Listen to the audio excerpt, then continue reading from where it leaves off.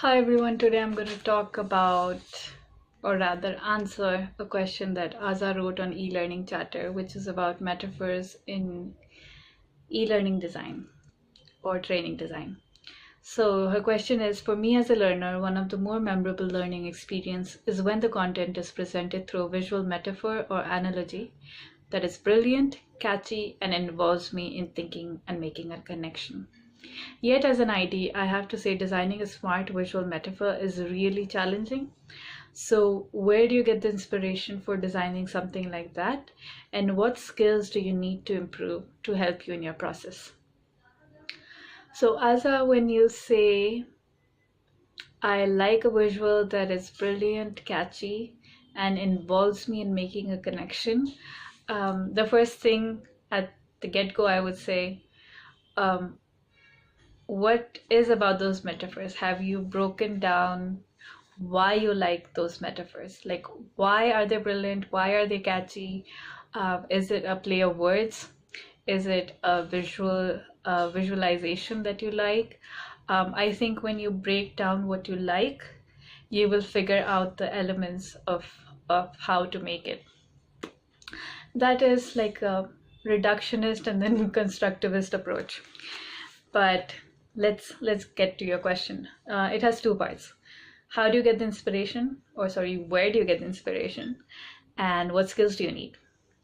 So before I answer those, I just want to talk a bit about metaphor. Metaphor is a figure of speech that we use when we compare things, but not literally. And it's symbolic of what we're trying to say. And it actually comes from the Greek word which means to transfer.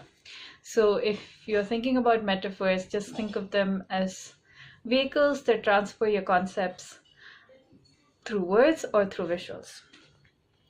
Right. And Asa, you also wrote that a smart visual metaphor is really challenging. That is true. And creative people are constantly challenging themselves and getting out of their comfort zones. So let's get to your question of where do you get the inspiration? So before I talk about inspiration, I just want to talk about creativity and and the three F's that I just made up for this video. And that's friction, flying sparks, and fire. So let's talk about friction. Friction is when two objects rub against each other and they have this force between them, right? So I want to think about creativity in terms of friction of ideas. So let's say I want to come up with something creative, and here's a little thing that creative people always do. They're always consuming content, different ideas through different mediums daily. So the stats and studies show that you need to devote about 20% of your work time to just, if you're in a creative field, to just read and explore different concepts. So if you have a 40-hour work week, that would come up to something between 1 and 2 hours every day. That's like a given. You need to invest that time just reading and learning new things. That's when those ideas are there in your mind, and that's where the friction happens. And creativity, we feel that those are flashes of insights or those eureka moments, but actually your brain is constantly trying to solve problems even before it consciously decides to do so. So humans are innately built like that.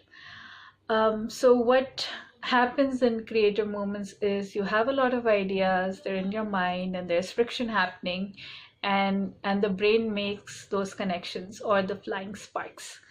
So what I do when there's a project that needs some creativity or concept required, just try reading different things or looking at different images related to that project. Always remember you're creating something for a target audience in a specific context with a specific learning need. So just because I like a concept, I shouldn't love it so much that I can't detach from it, right? And so keeping everything else into context, the audience, the need, the training requirement. Just read things related to that.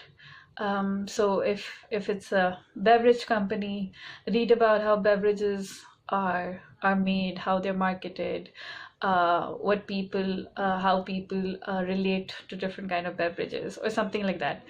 And so what I do is during that time I have a folder where I just store all the images that I like.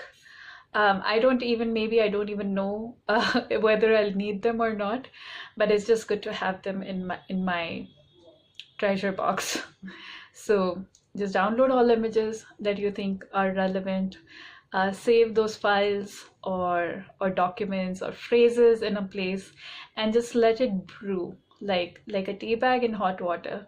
Let those ideas just be there and let that friction happen in your mind, because your mind is already always helping you to solve that problem. And so get all that research ready and give it some time. And if it doesn't happen instantly, just just look at those images and text and folders probably an hour later, 2 hours later, or if your deadline is later, maybe even a day or 2 days later, and you'll see that your brain will come up with something or the other, because you've invested that time in consuming something, right? So that's about the friction, the flying sparks, those insights that you have, and then you have to fan that flame into a fire. And when you start doing that, you might find certain things that you thought would work out don't work out. And that's okay. And you should be willing to let go of those aspects that don't work out or fit in that puzzle. When all the pieces don't fit in together, it's okay. Just let go and move on with the things that fit and keep building on it. So I use this phrase, break your boundaries to build better. So if you think that a certain concept is not really gelling well, break it, and keep building upon it. And you'll see that when you do that process, you come up with something that is much more stronger and robust than just sticking to an idea that you like and want to implement because you like it, right? So that's about the 3 F's: friction, flying sparks, and fanning the fire, the fire. What skills do you need to improve your process? Skills 2. Number 1, researching. And researching includes your daily research, that 1 or 2 hours that you spend towards learning certain things, and also this field related or project related research that you would do during the design phase of your project. So always research. The second is having different people's perspectives. So when you're in this creative process, you know the problem in and out. I think you've been sleeping on it, you've been reading about it, you've been thinking about it.